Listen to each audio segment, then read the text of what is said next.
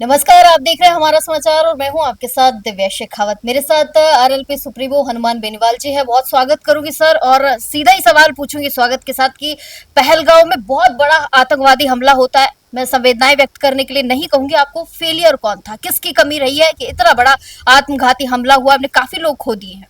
देखिए, state government तो failure है ही वहाँ पे। हमेशा स्टेट गवर्नमेंट के समय तो आप देखिए किसी की भी सरकार रही, चाहे वो कांग्रेस की सरकार रही, चाहे आपकी फारूक अब्दुल्ला की गवर्नमेंट रही, चाहे दूसरा भी उमर अब्दुल्ला, चाहे दूसरी पीडीपी की रही, स्टेट गवर्नमेंट तो हमेशा फेलियर रहती ही रहती है वहाँ पे। लेकिन अब तो केंद्र शासित प्रदेश भी अलग अलग बन गए, लद्दाख को अलग कर लिया, जम्मू अलग हो गया, ये कश्मीर के अलग हो गए।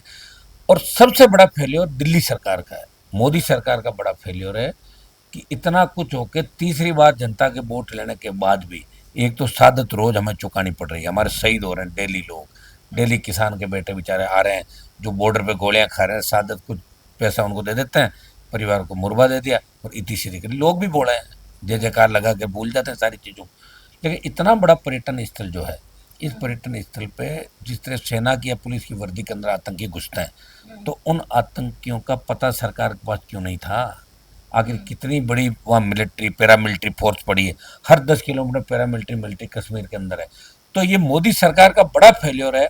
और प्रधानमंत्री के अंदर अगर हिम्मत है जरा सी भी, वो थोते भाषण देते हैं प्रधानमंत्री जी, हम तो उनको सुन सुन के बोर हो गए। आजकल तो मोदी का भाषण सुनने नींद आ जाती है वहाँ पे लोग, इसलिए जब मोदी बोलते हैं तो अक्सर लोग ये करते हैं अंदर मत बैठे रहो, क्योंकि बीजेपी वालों को तो बैठना पड़ता है, विप जारी होता है। लेकिन दूसरे लोग सोचते हैं कोई मतलब नहीं है, फालतू की वाहियात बातें करेंगे, उन बातों का बटना कुछ भी नहीं। मैंने कोरोना नहीं आएगा ऐसे भाषण भी दिए, आ गया था ना कोरोना, मर गए 50 लाख लोग। थोती बातें करने के अलावा कुछ नहीं इस व्यक्ति के पास। और जो बात इन्होंने कही हम ये कर देंगे, वो तो करके दिखाओ। करो पाक कश्मीर पे कब्जा, पीओके पे करो अटैक, आतंकी कैंप नष्ट करो, ध्वस्त करो सारे के सारे, खत्म करो। आतंकवाद की शुरुआत खत्म करने की इंडिया से होनी चाहिए। अरे आप तो अभी तक उन लोगों को ही नहीं ला पाए जिनके लिए कितने भाषण आपने दिए थे 14, 19 और 24 के अंदर। कितने आतंकी मुंबई से लेके जो हमले इस देश के अंदर हुए, वो बाहर घूम रहे हैं, अभी उनके आका बाहर घूम रहे हैं, नहीं ले पा रहे हो आप। एक दो लाते हो, मीडिया में चलवाते हो, इतनी सीरी कर लेते हो।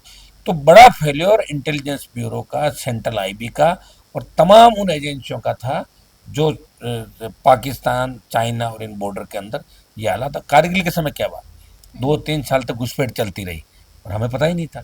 फिर हमने हमारे जवान गंवा दिए, कारगिल जीत गए हम, लेकिन जवान कितने गए? अगर ये पहले से हमारे पास फीडबैक होता इतने जवान नहीं जाते, हमारे शहीद नहीं होते। चीन ने बताओ गांव बसा लिए, किस तरह बॉर्डर पे हालात है। चीन हमारी जमीन दबा के बैठा 62 के अंदर, क्या कर लिया मोदी ने 3 बार का नौ की तेरह क्या कर लिया। आज जो हिंदुस्तान का, ठीक है सोशल मीडिया चूंकि विपक्ष कमजोर है और ये भाई बहन घूम रहे हैं, इनको कोई मान नहीं रहा देश के अंदर। और इनके भी जब तक वाड्रा और ये लोग बैठे हैं तो ये कमजोरी है इनकी, ये जैसे ही वाड्रा पर हाथ डालते हैं तो ये रोने लग जाते हैं, तो जाके वही मामला होता है फिर। तो विपक्ष कमजोर है, विपक्ष गुटों में बंटा हुआ है। कांग्रेस इंडिया अलायंस को साथ लेके चलना नहीं चाहती या नहीं चल पा रही, तो वो जाने कांग्रेस, सपा, टीएमसी, डीएमके, अन्य छोटे जो दल है। मुझे मेरे हिसाब से राहुल गांधी इंडिया अलायंस के नेताओं के नाम भी नहीं जानता हूँ, प्रमुख लोगों के कौन कौन सी पार्टी का कौन नेता। इससे बड़ा दुर्भाग्य नहीं हो सकता देश के अंदर। इसलिए मोदी हमेशा दादागिरी करेंगे लंबे समय तक। दादागिरी से चल रहे हैं। चल ही रहा पूरा तानाशाही, जाए ईडी सीबी, जो चाहे बोले उसी को पकड़ लो, ये उनको बना रखा है। अब तो हिम्मत के साथ ही करना पड़ रहा है सारा काम, लड़ रहे हैं लड़ाई जो। चलिए, बनाए रखिए हिम्मत। सर, प्रेस कॉन्फ्रेंस आयोजित की है आपने कि एसआई भर्ती पेपर जो है परीक्षा को लेकर आपने प्रेस कॉन्फ्रेंस की है। क्या लगता है यही वो विद्यार्थी, शायद मैं जितना जानती हूँ और देख पा रही हूँ कि यही कुछ दिन पहले तक किरोड़ीलाल मीणा के साथ घूम रहे थे, न्याय मिलेगा, भूखे प्यासे ये लोग टंकियों पे चढ़ रहे थे। ऐसी क्या नौबत आ गई कि अब आपके पास आना पड़ गया इनको? मेरे पास तो पहले से ही थे, मैं तो लड़ ही था इनकी लड़ाई। खिरोड़ीलाल जी अलग हिसाब से लड़ रहे होंगे वो लड़ाई। मैं तो पार्लियामेंट के अंदर भी मामला उठाया, पहले एक शिवलाइन फाटक पर प्रदर्शन भी हमने चुनाव से पहले किया था 23 के अंदर, बड़ा प्रदर्शन था हमारा 10,000 लोगों का। मैं तो स्टेट के अंदर हमेशा माफियाओं के खिलाफ, चाहे भू माफिया हो, बजरी माफिया हो, चाहे किसान कर्ज माफी का हो, फ्री बिजली का हो, तो हमेशा मैं आंदोलन करता रहता हूँ और जगह जगह करता रहता हूँ। हर शहर, कोई जरूरी नहीं मैं जयपुर में आंदोलन करूँ, हर जगह मेरी टीम आंदोलन करती है। कई जगह मैं नहीं जाता हूँ, ट्वीट कर देता हूँ, उसमें ही काम बन जाता है। तो ऐसा ही भर्ती रद्द कराने के लिए मैं भी आंदोलित हूँ। मैं भी लगातार, मेरी पार्टी चाह रही कि ऐसा ही भर्ती के साथ साथ तमाम वो भर्तियाँ जिनके पेपर लीक हुए हैं, और मैं तो ये भी मांग करूँगा 18 से 23 के अलावा 13 से 18 जो भर्तियाँ जिसके अंदर पेपर लीक की घटनाएं हुई, जिसमें वसुंधरा जी के कई करीबी लोगों के नाम आए थे, और सारे आरपीएससी के चेयरमैन जो बने 15-18 साल का, उन सब की जांच हो रही है। उनके कितने रिश्तेदार हैं वो आरएस आरपीएस और अन्य अच्छे पदों पर बैठे, उनकी भी जांच होनी चाहिए। ये हम चाहते हैं, और ये आर पार की लड़ाई परसों से हम लोग बैठेंगे, और इस बार भजनलाल सरकार के ईंट से ईंट राजस्थान का नौजवान बजा देगा राजस्थान के अंदर। मेरा एक सवाल, मैं भी एक नौजवान हूँ, हाँ। जब तक भर्ती परीक्षाएं रद्द होंगी तब तक आधों के बेचारों की उम्र निकल जाएगी शादी की, कुछ बूढ़े हो जाएंगे, कुछ ऊपर पहुंच जाएंगे। उसका इलाज तो एक एक आरएलपी की सरकार बने, तो मैं सारे बिल विल लेके विधायक और हाथों हाथ कर दूंगा, उम्र भी 2-3 साल की छूट दिलवा दे देंगे, सारा ये लोग गिरफ्तार हो जाएंगे, तो अपना भी नहीं होगा। इसके लिए सरकार चाहिए। कांग्रेस बीजेपी का जो मिला जुली का खेल है, उसमें आपने देखा होगा, पहले वसुंधरा गहलोत का गठबंधन था, अब कौन से गठबंधन चल रहे हैं, पहले कौन से चल रहे थे, वही अधिकारी भजनलाल सरकार चला रहे, जो पहले गहलोत की सरकार चला रहे, पहले वसुंधरा की सरकार चलाते थे, तो तमाम वही अधिकारी ब्यूरोक्रेट सरकार चला रहे हैं। और ब्यूरोक्रेट अगर सरकार चलाएंगे तो अपने हितों के हिसाब से काम करेंगे सारा, उनका फायदा कैसे हो। तो अपन सारा काम नहीं कर सकते, सारा काम तो कोई भी नहीं कर सकता, सारा काम करने के लिए ताकत चाहिए, सरकार चाहिए। सरकार चाहे तो चीफ मिनिस्टर के पास इतनी ताकत होती है, चाहे जो बिल ला सकता है, और चाहे जितने लोगों को चाहे जब ला के और बंद कर सकता है। तो वो ताकत हमारे पास नहीं, हमारे पास जनता की ताकत है। लड़ रहे हैं सड़कों पे, झुका रहे हैं सरकार को बाहर, सबको न्याय नहीं दिला पा रहे हैं, लेकिन न्याय की उम्मीद है, जहाँ जाते हैं उनको तो न्याय दिला ही देते हैं। तो अब ऐसा ही भर्ती वाले मामले इनको न्याय दिला देंगे निश्चित रूप से। राजस्थान सरकार की बात कर लेते हैं, निवेश को लेकर बड़े बड़े दावे किए गए हैं, 65 लाख करोड़ जो खर्च करने की बात की जा रही है, निवेश किया जा रहा है, लगता है? कुछ नहीं साहब, ऐसा इनको घूमना था विदेश के अंदर, ठीक है। मुझे तो बड़ा दुख होता है कि इनके बीच में ये झगड़ा चल पड़ा कि प्रेमचंद बैरवा और दिया कुमारी जी कह रहे साहब मुख्यमंत्री जी डिप्टी सीएम को, उसको नहीं ले गए साथ, फिर बोले उसको साथ ले गए। तो क्या झगड़ी, कोई झगड़ा होता सबको सीएम? देखना होता है सर ना विदेश। ना ना ना, विदेश देखना तो फिर हमने तो नहीं देखा विदेश, हम घूम ही रहे ना। मेरे पिताजी भी विधायक थे, हम भी एमपी एमएलए 10-10 बार बन गए, कोई विदेश यात्राएं करेंगे क्या? हमें हमारी जनता ने जिस हिसाब से चुना है, हमें पहले उनके हितों की रखवाली। हाँ, सीएम वहाँ गए, निवेश करना चाहते हैं तो निवेश उस पर धरातल पे तो आए। एमओयू तो वसुंधरा के टाइम पे गए, वसुंधरा जी ने पता नहीं कहाँ रोड शो किए थे, दुनिया भर के मंत्री लेके गई थी। उसके बाद गहलोत सरकार ने भी कोशिश की, लेकिन राजस्थान में निवेश नहीं हो रहा है, बिल्कुल सत्य है ये बात। और निवेश के नाम पे कुछ लोगों को फायदा देना सही। अब ये वसुंधरा जी के टाइम की महेंद्रा सेठ से लेकर जो आरोप लगे थे, ये हमेशा आरोप लगते रहे। सरकारें आती जाती, इनका मिला जुली का खेल है, और ये अपना टाइम पास करते रहेंगे, क्योंकि भजनलाल तो पर्ची से बने, ये तो कुछ भी करे, इनको तो छूट है भाई। तो कोई संघर्ष करके व्यक्ति सीएम थोड़े बना, तो जब तक पर्ची वाले मालिक की इच्छा है तब तक ये रहेगा, रो जाएगा, वापस घर चला जाएगा, अगर उसमें क्या बात। आपने निवेश नहीं देखा? आईफा हुआ, 100 करोड़ का निवेश हुआ है। तो आईफा से कोई बेनिफिट नहीं हुआ, मेरी बात सुनो। आईफा से क्या फायदा हुआ? मुझे राजस्थान का तो कोई फायदा लगा नहीं, और उसको पॉलिटिकल पूरा वो पर्यटन को बढ़ावा मिल गया। कुछ नहीं मिलेगा। मैं ये कह रहा हूँ कि राजस्थान के अंदर जब अपराध नहीं रुकेगा, महिला उत्पीड़न नहीं रुकेगा, लोग निवेश करने आएंगे ही नहीं यहाँ। पर्यटक कहाँ आएंगे बताओ मुझे? आज जम्मू कश्मीर के अंदर जिस तरह मारा गया, और यहाँ जिस तरह गैंगवार अपराध की घटनाएं बढ़ी, हम 1 नंबर पर आ रहे हैं अपराध में, तो लोग राजस्थान में जाना ही नहीं चाहते। हमारी स्कूल कॉलेज के अंदर एडमिशन नहीं लेना चाहिए, यूनिवर्सिटी में एडमिशन नहीं लेना चाहिए, फर्जी डिग्रियां लेके बैठे आधे से ज्यादा। तो राजस्थान की छवि धूमिल होगी, कोई निवेश नहीं करना चाहेगा। और ऐसी सरकार अगर 5-10 साल हो रही, तो मुझे नहीं लगता कि राजस्थान उन प्रांतों में चला जाएगा, बीमारू प्रांतों के अंदर, जहाँ हम दूसरे प्रांतों की लंबे समय तक गिनती करते थे, वो तो ऊपर उठ गए और हम उसके अंदर जा रहे। लेबर बढ़ रही है, या मजदूर बढ़ रहा है बेचारा, यहाँ रोजगार नौजवान को नहीं मिल रहा है। बीटेक एमटेक किया हुआ आदमी 5,000 की नौकरी करने को मजबूर है। ये है राजस्थान की तस्वीर। अगर हम राजस्थान में ग्रामीण पंचायत को देखते हैं धरातल पे, आप अगर मैं हनुमान बेनीवाल जी से पूछती हूँ तो कितना मजबूत देखते हैं, क्योंकि पंचायती चुनाव आ रहे हैं। देखिए, गांव में कुछ भी नहीं है साहब, कि नरेगा जो आया जरूर रोजगार लोगों को देता होगा, लेकिन इससे क्या हो जाएगा? आप पूरे ही लोगों को इस नरेगा के नाम पे बैठा देते हो, गर्मी के अंदर 200-300 100 रुपये मिल जाते हैं, अपना पेट पाल लेता आदमी। लेकिन फिर भी गांव राजस्थान के लोग मजबूत है। आप बताइए, ये जो शिक्षा की क्रांति राजस्थान में 50 साल पहले आनी चाहिए थी, हमारे नेताओं ने जानबूझ के पीछे रखा। अलग अलग इलाकों में अलग अलग नेता हुए, जो कई किस तरह के स्पीच देते थे, कई किस तरह के देते थे। अब लोग नरेगा मजदूरी करके भी अपने बच्चों को पढ़ा रही है। इससे ही राजस्थान में अब महिला शिक्षा और दूसरी शिक्षा आगे बढ़ रही। लेकिन ग्रामीण इलाकों में आप चले जाओगे तो हर गांव के अंदर आपको सीसी ब्लॉक जो लगा होगा वो तो या तो टूट जाएगा, या ऐसा घटिया वो बन के आएगा। क्योंकि सरपंच के चुनाव में जो 2 करोड़ खर्च करेगा, वो 3 करोड़ कमाना चाहेगा, तो कहाँ से कमाएगा? वो उन्हीं गलियों और उन्हीं नालों से कमाएगा। और आपकी जो जेजेएम योजना, पूरा गांव के गांव तोड़ दिए, पीने का पानी राजस्थान में नहीं मिल रहा। डेवलपमेंट गांव गांव छोड़ के लोग शहरों में आ रहे हैं, गांव से शहरों में पलायन कर रहे हैं लोग, गांव खाली हो रहे हैं क्योंकि रोजगार के साधन नहीं है और आपका सिंचित क्षेत्र लिमिटेड है।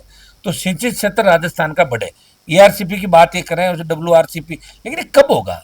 तब तक तो आधी आबादी चली जाएगी। वही आपकी बात कि आखिर कब तक होगा?